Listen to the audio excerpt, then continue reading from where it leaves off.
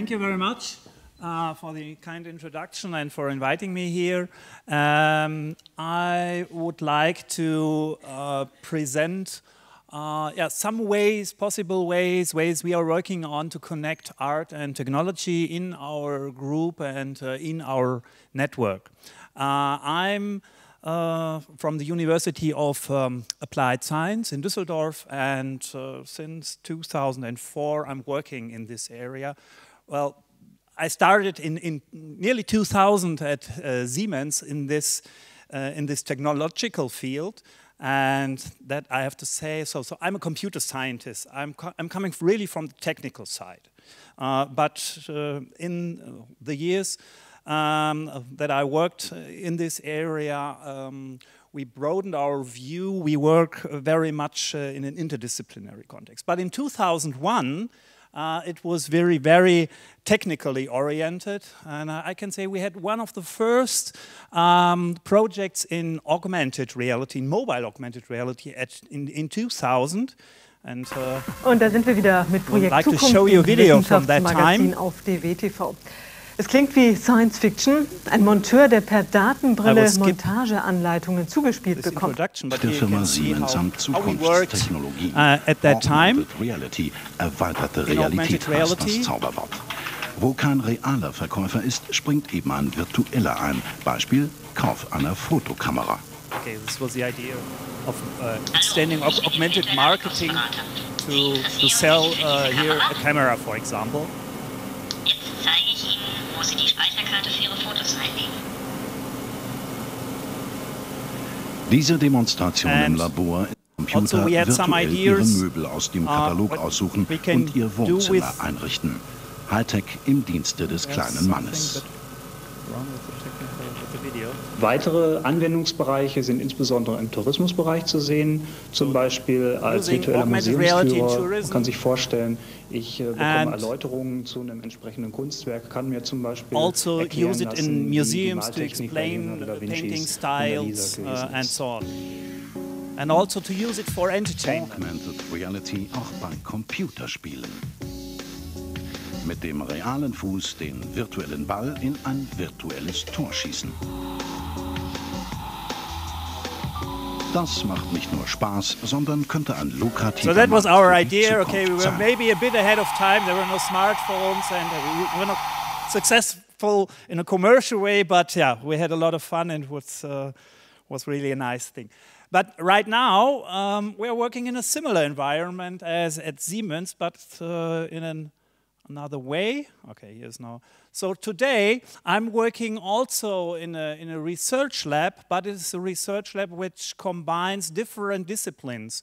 So we are working together from the university, but also with a media production company, 3D artists, and also with another media technology company.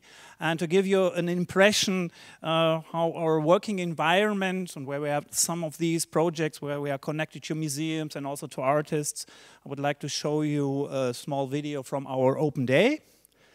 So right now, this looks like this.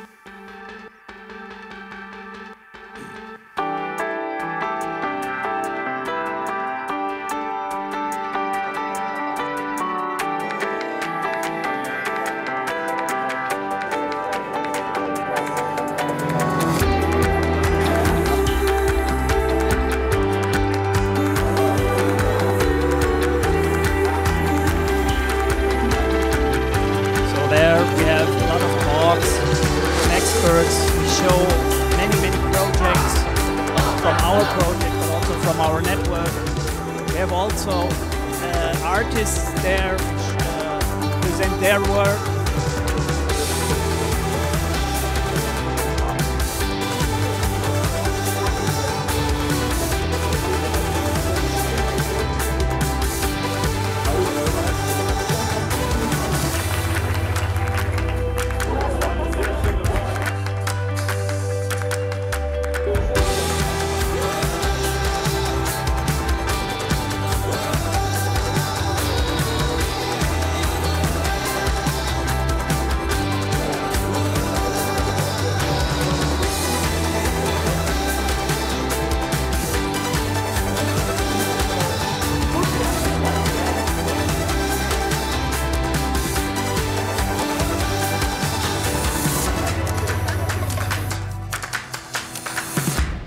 And so you can see in these 15, 17 years, technology has really changed.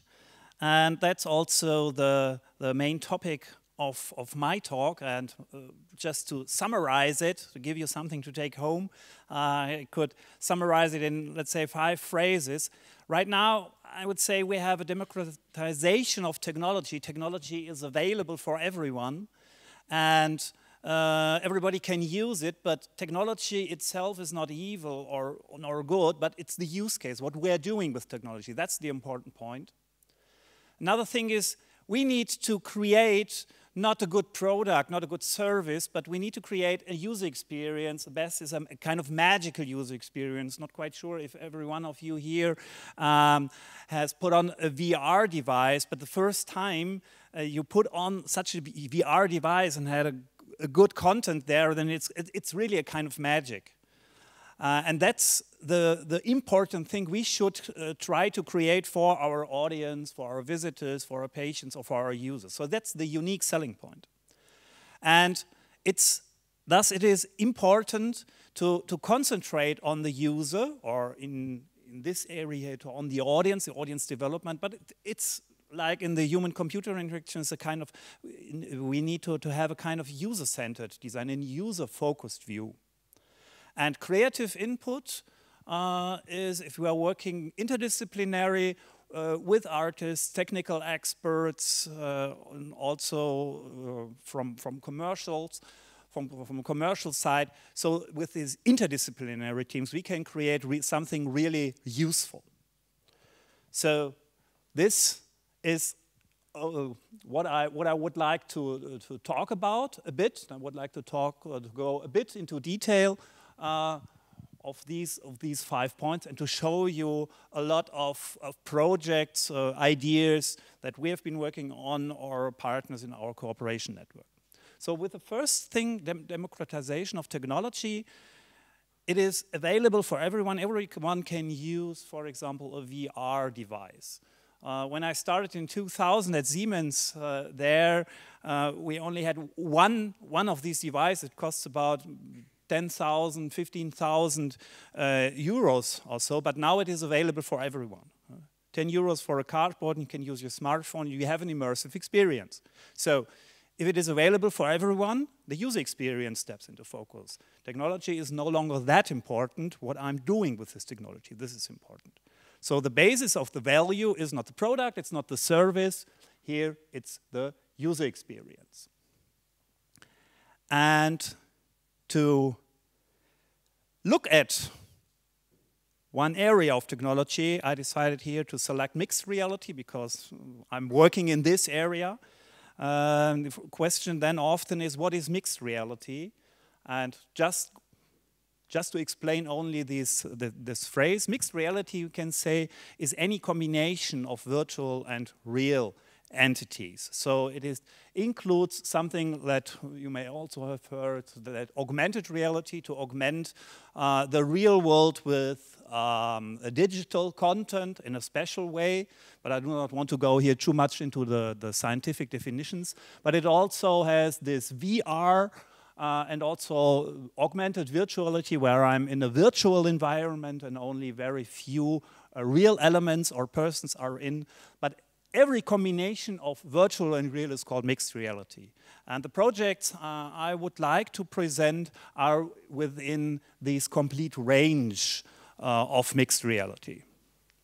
Okay, so looking at mixed reality and how can we use this in an art or culture, so at least in a non-technical sense, I try to sort a bit the projects I was looking at, and you can sort it, you can use mixed reality experience art to augment art as an art form itself, or to create art. And I would like to very briefly show you some projects where we or our partners used this for these 4 elements, or for these 4 areas.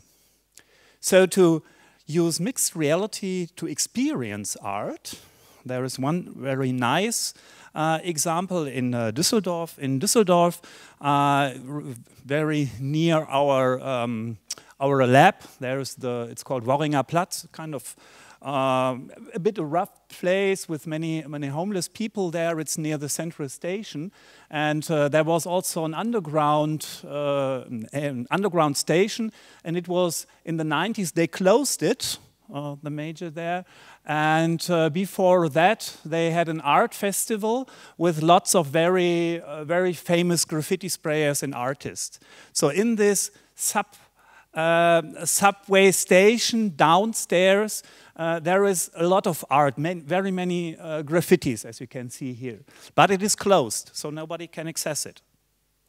And last year, a VR agency in Düsseldorf and also another startup company from our university, they did a 3D scan of the whole environment, and then they created, I will show it here, yeah. In this video, they created a virtual exhibition. So in the town hall, you can experience this area, which is no longer accessible to the public, by virtual reality. Yeah, so that's here the idea. So you can use now here virtual reality to experience things that you cannot experience in another way. So they did a 3D scan and then do some virtual reality programming so that the user then can now virtually walk through this station and experience the art. Okay.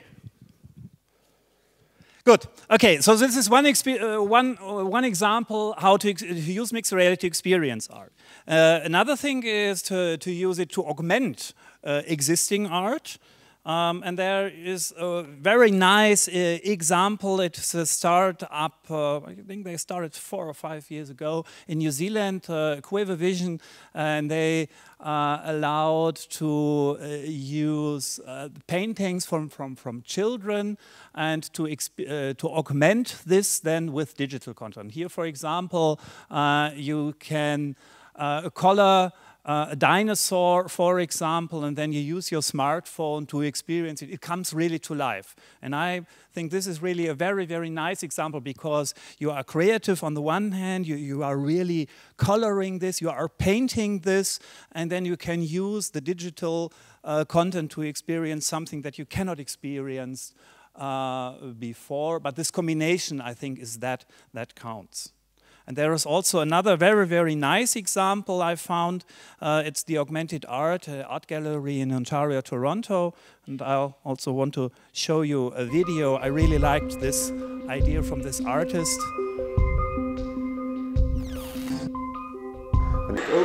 Okay, so I think this is really a nice example to address a broad range of audience with this new technology. To use mixed reality now as an art form, I would like to skip this because you already heard about that yesterday, and the next talk, for example, by Tina, will be about this. I think this is really important, but I'm not the expert. The next experts will come. So I will skip and also present one thing to use mixed reality now to create art. There are also many different examples, but I selected one we used in... We'll skip here a bit, all these commercial things. So this was an innovation day from Group M. This is a very large media. I think it's the world's largest media company. And at an innovation day, this was at Düsseldorf, we presented a kind of interactive graffiti wall. So it looks like a concrete wall, but it is a high-power LED wall which is painted with a paint which feels like concrete. So if this is with no LEDs, you can think it is a kind of concrete wall. But if you are using now these spray cans we develop with a tracker, then you can create virtual graffitis. So you can use this with many people. So you have this graffiti spray experience, but it's digitally enhanced. You can clean it. You can combine it with existing with existing films. So and it was quite nice in such a conference, so that the people can create something together. Good. So this was kind of some examples how we can use mixed reality in this context in the different areas. Next thing I would like to point out is that technology itself is not evil nor good, but it's the use case. And we, especially as technical experts, we have to think about if we are using these technologies, if we are working together with content experts and tell them how they can use it, then we have to think what the technology can do or cannot do. Not quite sure if you know this. I do not want to show this video also due to timing constraints. It has been on the internet for quite a while. But if you do not know it, I really suggest that you look at it. This is it's a kind of dystopic view in the future, what will be when we will have only technology, when everything is measured, when we are completely controlled by digital technology.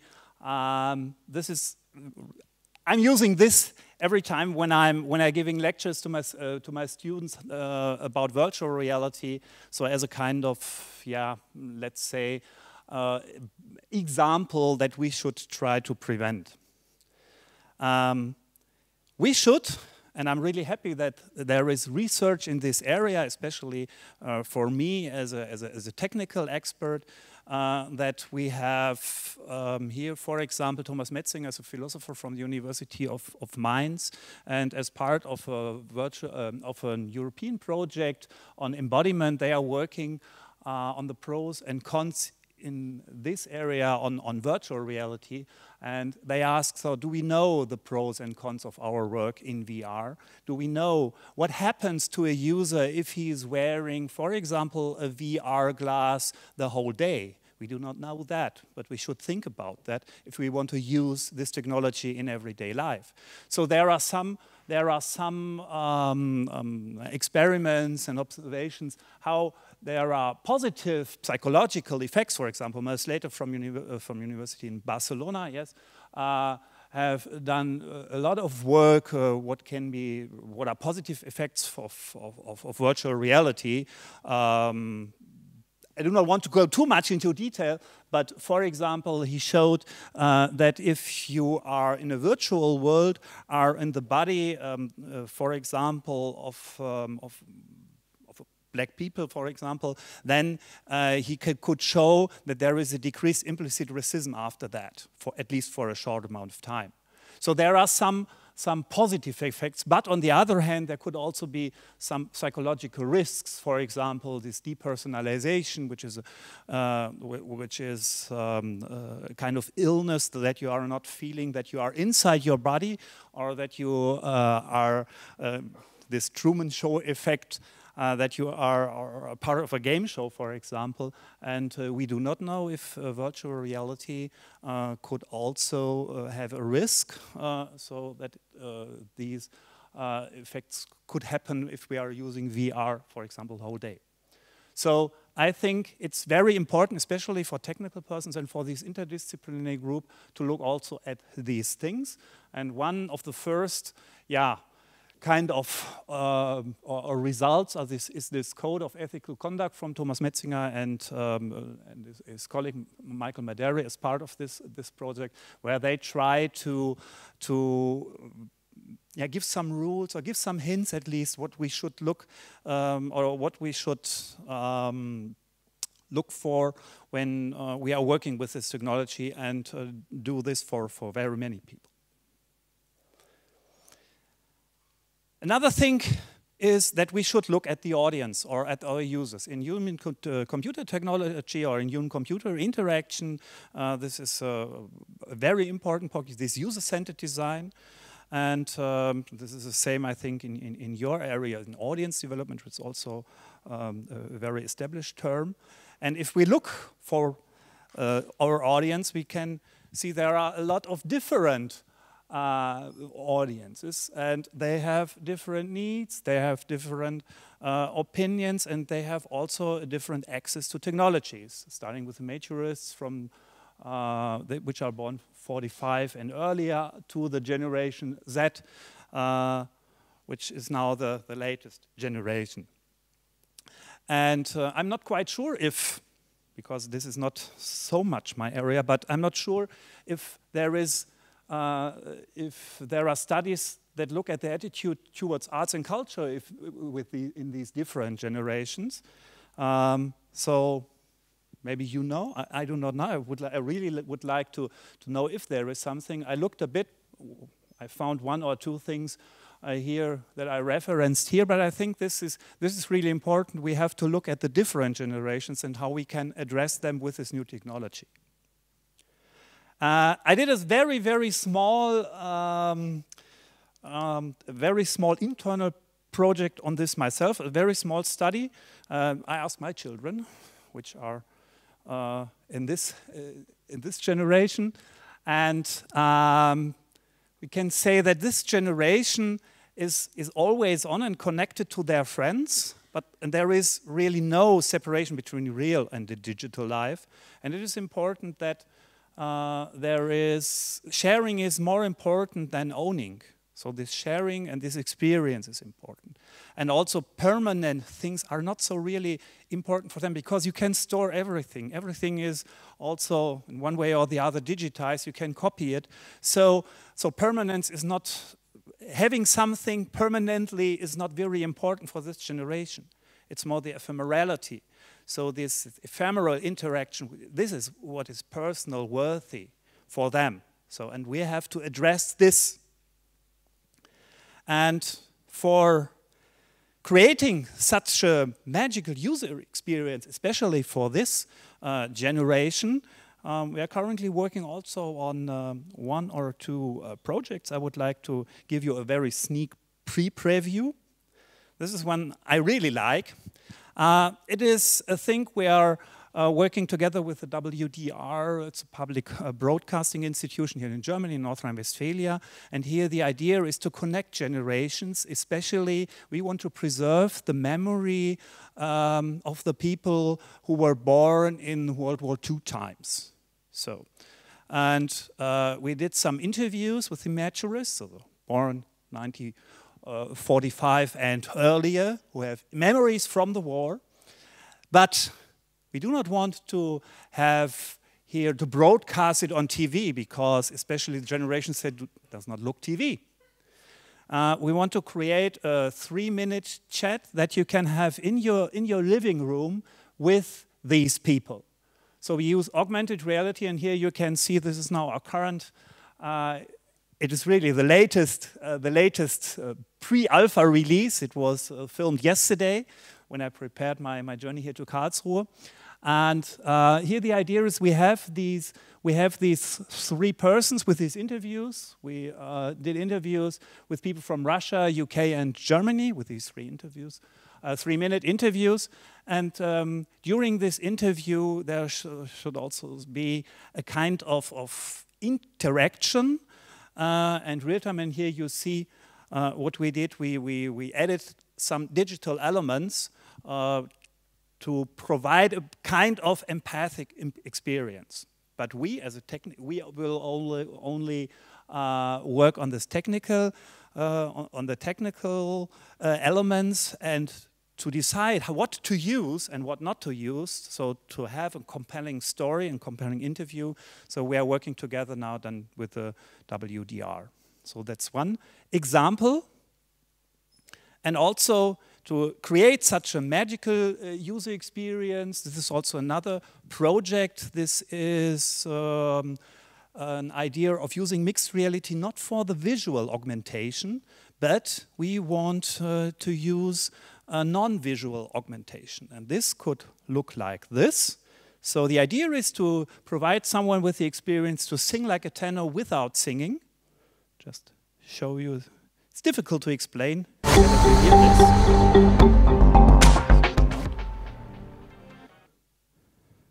So sing like a tenor, but without singing, using this mixed reality technology. We use a kind of face, body tracking, and so on, but I would like to show you how it works.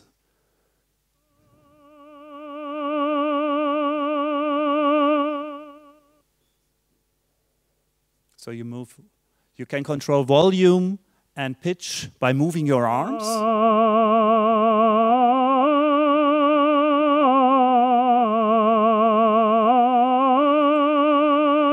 voice is generated by the system automatically. It's not pre-recorded. And you can form vowels by your mouth shape.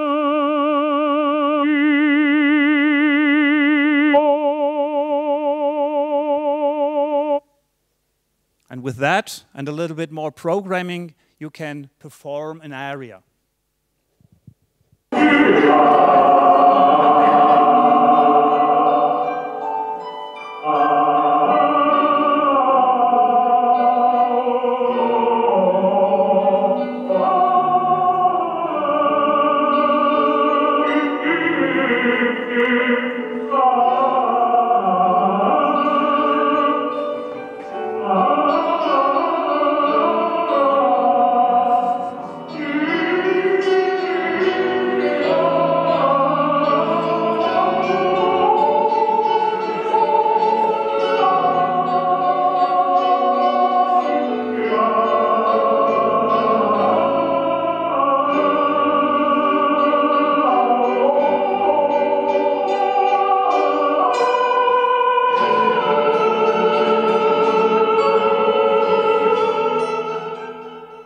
Okay, and we were asked to present this as a performance at a school competition, in fact yesterday. But when we showed them and we suggested, oh, we can use that, they say, okay, yeah, but the audience, the pupils, maybe you can do it in a more interactive way so that they can participate in this, just not only looking at this, but how can they participate? And in a quick hack over a week, and nights of programming, we did this. And here you can see how we address now here the audience. So they played the instruments by waving their hands. So we have separated this in 3 sections. And the more they are waving, the louder the different instruments are playing.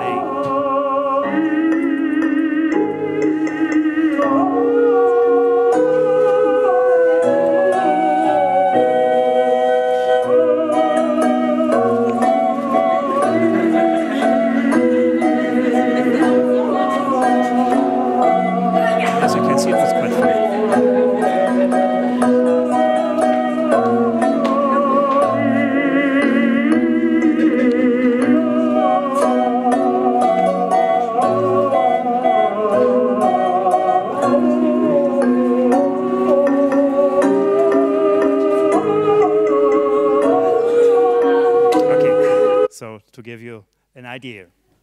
The last point I would like to mention a bit is the creative input, so that we have to work together. And this is also in our project. We also have a Creative Euro project, this PS2, where we have a number of different smaller sub-projects. I think it's very similar to what you are doing. And there are a number of different projects where artists and technical experts are working together. And one thing is, and that will also conclude a bit conclude my talk, is we are in Düsseldorf are working in the area, we are working with dancers, so performing arts is one area that we are also very interested in, because we have a project with the Tanzhaus NRW. And this is also a project which is funded by the EU. It's a MOCA, it's a motion capturing creative area. It's a national project which is additionally funded by the EU, I have to say. And in this area we have 4 partners from Düsseldorf. And we work together with a medical company who provide tracking systems, who are interested in motion, but with a medical point of view. They do gait analysis, for example, for hospitals and so on. So they are the technical experts. We are also working together, say, with the Tanzhaus NRW, with the dancers, with the artists. They know how to move. Additionally, with Lava Labs, this is one company from our innovation hub. They are from motion design. They are doing motion capturing, 3D animation, and sure the university who's doing the applied research.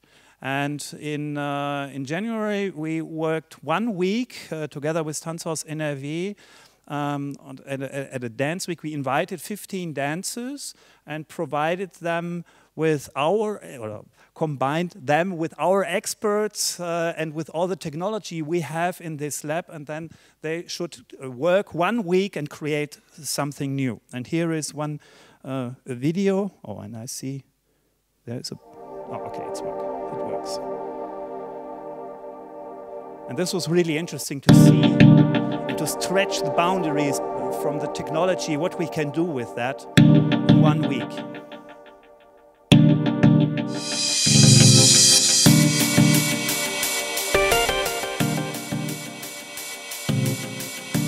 Using body sensors was one thing. Can we control the dancer, for example, using electrical stimuli? Great performances with motion capturing, and so on.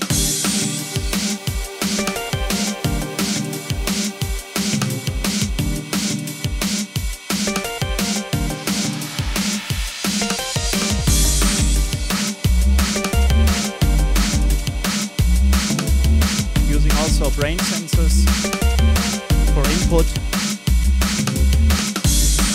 This was really a great experience to work 1 week together with artists and for the artists also to work with the technical experts to create something.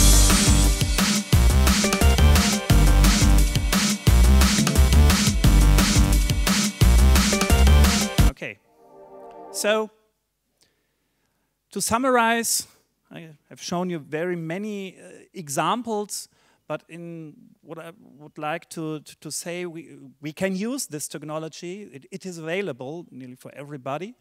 And now it is important what to do with this technology. The user experience, is that what is important? Technology itself is not good or bad, but we have to think about the consequences if we use this technology. It may provide new ways to art and to address more people, especially the millenniums or the Generation Z. And we as technical experts, we need to help the content experts, the artists, to express themselves if they want that. With adapted technology, we have to prepare the technology so that it is also accessible, that you can create something new with it. And this working together, I think this is the most exciting part in our projects, to work together at eye level within the different disciplines. So that's also one thing it's really important, and that's the main motivation of our work. Okay, that concludes my talk.